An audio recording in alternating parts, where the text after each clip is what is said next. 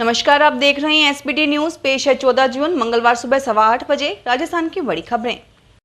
राजस्थान के सरकारी स्कूलों में पढ़ने वाले बच्चों की सेहत सुधारने के लिए अशोक गहलोत सरकार अब उन्हें मिड डे मील खाने के साथ 1 गिलास दूध भी पिलाएगी। आगामी 1 जुलाई से शुरू होने वाली इस योजना को लेकर सरकार ने तैयारी शुरू कर दी है, लेकिन बच्चों के पोषण पर काम करने वाले कई संगठनों ने सरकार की इस योजना पर कई तरह के सवाल उठाए हैं। पूर्व में गहलोत सरकार ने पूर्ववर्ती बीजेपी की वसुंधरा राजे सरकार की इस दूध योजना में गफलत होने और इसके कारगर नहीं होने का आरोप लगाते हुए बंद किया था, लेकिन अब पैकिंग दूध देकर योजना को शुरू करने पर मुहर लगा दी है।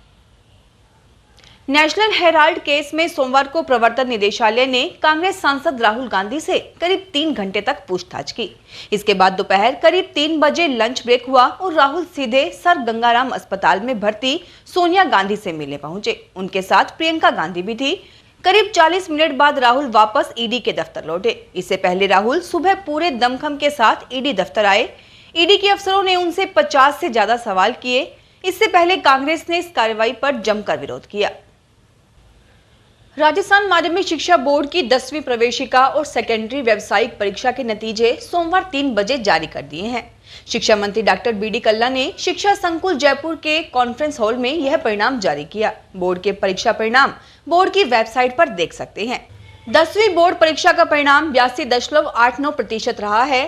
पिछले साल से इस साल का रिजल्ट करीब 17% कम रहा। साल 2021 में 10वीं का रिजल्ट 99.56% रहा था। वहीं साल 2020 में 88.64% रहा था।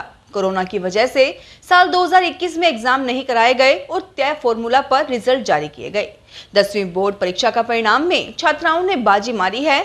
84.38% छात्राओं ने कामयाबी का परचम लहराया है। वहीं करीब 81.62% छात्र उत्तीर्ण हुए हैं। इको टूरिज्म को बढ़ावा देने के लिए मुख्यमंत्री अशोक गहलोत ने बजट में डूंगरपुर जिले में लव कुश वाटिका घोषणा की थी। बजट घोषणा के तहत डूंगरपुर वन विभाग ने राजस्थान गुजरात बॉर्डर पर रतनपुर गांव में प्रकृति के बीच इको टूरिज्म स्थल विकसित करने का प्रपोजल तैयार कर लिया है। डूंगरपुर जिले के वन विभाग के उपवन संरक्षक सुपोंग शशि ने बताया कि इको टूरिज्म के तहत लव कुश वाटिका के लिए रतनपुर गाँव में फॉरेस्ट भूमि का चयन किया गया है। राजस्थान में गहलोत सरकार के 3 साल पूरा होने के बाद कांग्रेस कार्यकर्ता और नेताओं को राजनीतिक नियुक्तियां देकर संतुष्ट करने का प्रयास भले ही किया गया हो, लेकिन बोर्ड, निगम और आयोगों में उपाध्यक्ष बनाए गए नेता अभी भी सरकार में भागीदारी मिलने का इंतजार कर रहे हैं। मीडिया रिपोर्ट के अनुसार बोर्ड, निगमों और आयोगों के उपाध्यक्ष का इंतजार जल्द ही खत्म होने वाला है। दरअसल बोर्ड, निगमों और आयोगों के उपाध्यक्ष को भी सरकार में भागीदारी देने की तैयारी चल रही है। उपाध्यक्ष को उप मंत्री बनाकर सरकार में भागीदारी दी जाएगी। बताया जाता है कि जल्द ही मंत्रिमंडल सचिवालय की ओर से बोर्ड, निगमों और आयोगों के उपाध्यक्ष को उप मंत्री का दर्जा देने के आदेश जारी हो सकते हैं।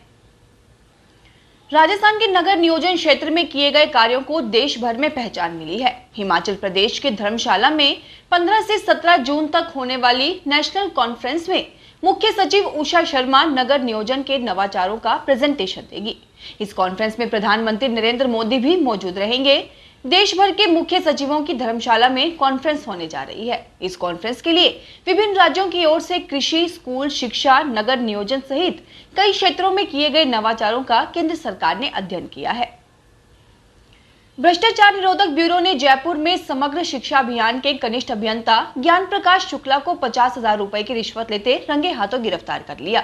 एसीबी टीम अब उसके आवास और अन्य ठिकानों की तलाशी ले रही है। इसके साथ ही एसीबी यह पता लगाने का प्रयास कर रही है कि इस पूरे मामले में और लोग तो शामिल नहीं है। पुलिस पकड़े गए आरोपी से पूछताछ कर अन्य जानकारियां जुटा रही है। भ्रष्टाचार निरोधक ब्यूरो के महानिदेशक भगवान लाल सोनी ने बताया कि एसीबी की स्पेशल यूनिट प्रथम जयपुर इकाई को परिवादी ने शिकायत दी थी। कोटा एसीबी की स्पेशल टीम ने कोटा जिले के सुल्तान में सोमवार को कार्रवाई करते हुए नगर पालिका के वार्ड संख्या 1 श्री राम नगर के पार्षद शिवराज सिंह को 50,000 रुपए की रिश्वत लेते रंगे हाथों गिरफ्तार किया है। पार्षद के नगर पालिका के एक ठेकेदार से कार्यों को निर्बाध रूप से चलने देने, परेशान नहीं करने तथा बिल नहीं अटकाने की एवज में रिश्वत ली थी। ईडी के नेशनल हेराल्ड मामले को लेकर कांग्रेस अध्यक्ष सोनिया गांधी और सांसद राहुल गांधी को दिए नोटिस पर राजनीति गर्मा गई है। कांग्रेस ने देश भर में इस मामले को लेकर प्रदर्शन किया, वहीं भाजपा ने भी कांग्रेस पर निशाना साधा। केंद्रीय मंत्री अर्जुन राम मेघवाल ने आज भाजपा मुख्यालय में मीडिया से बातचीत में कहा कि कांग्रेसी नेताओं को जब कोई जांच एजेंसी उन्हें मामले में पक्ष रखने को बुलाती है तो वे अपने नेताओं को बुलाकर प्रदर्शन करते हैं और एजेंसियों पर दबाव डालते हैं। मेघवाल ने कहा कि ईडी ने उन्हें अपना पक्ष रखने के लिए ही तो बुलाया है। मेघवाल ने कहा कि एजेंसी तो अपना काम करती है और केंद्र सरकार का इसमें कोई रोल नहीं है। अब राजस्थान में 5G का जाल फैलाने की तैयारी शुरू कर दी है। राजस्थान सरकार टेलीकॉम कंपनियों के साथ पॉलिसी तैयार करेगी। इस पॉलिसी में सभी प्रावधानों का समावेश किया जाएगा। नगरीय विकास विभाग ने 5G पॉलिसी के निर्माण के लिए एक कमेटी का भी गठन किया है। प्रमुख शासन सचिव UDH की अध्यक्षता में इस कमेटी का गठन किया गया है जो इस पॉलिसी को तैयार करेगी। इसमें PWD, उद्योग, स्वायत्त शासन विभाग, राजस्व विभाग, ऊर्जा विभाग, नगर नियोजन विभाग, दूरसंचार विभाग, टेलीकॉम एसोसिएशन के प्रतिनिधि बतौर सदस्य के रूप में शामिल किए गए हैं। यह कमेटी 5G के जिन देशों और शहरों में प्रावधान तैयार किए गए हैं उनका भी अध्ययन करके नई पॉलिसी में शामिल करेगी। केंद्रीय राजस्थान का अगला प्रमुख फल खजूर होगा। केंद्रीय शुष्क क्षेत्र अनुसंधान संस्थान काजरी ने खजूर लगाने के 8 साल बाद फल सुखाने का प्रोटोकॉल विकसित किया है। पहली बार कुल फसल का 15% सुखाया जाएगा। तकनीक सफल रही तो अगले साल पूरी फसल को ही ड्राई किया जाएगा। इसके 10 दिन में खराब होने वाला खजूर 1 साल तक चल सकेगा। कीमत भी दोगुनी मिलेगी। किसान अन्य राज्यों के साथ विदेश में भी खजूर का निर्यात कर सकेंगे।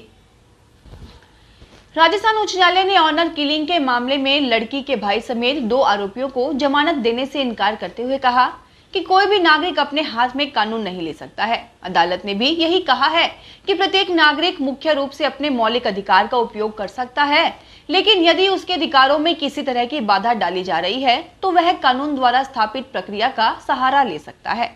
लेकिन किसी भी नागरिक को कानून को अपने हाथों में लेने की अनुमति नहीं है। यह मामला बूंदी जिले का है। फिलहाल इस बुलेटिन में इतना ही, फिर हाजिर होंगे और बड़ी खबरों के साथ। अगर आप भी अपने आसपास की छोटी बड़ी और महत्वपूर्ण खबरों से अपडेट रहना चाहते हैं तो सब्सक्राइब कीजिए हमारे चैनल SPT न्यूज को और प्रेस कीजिए बेल आइकन पर।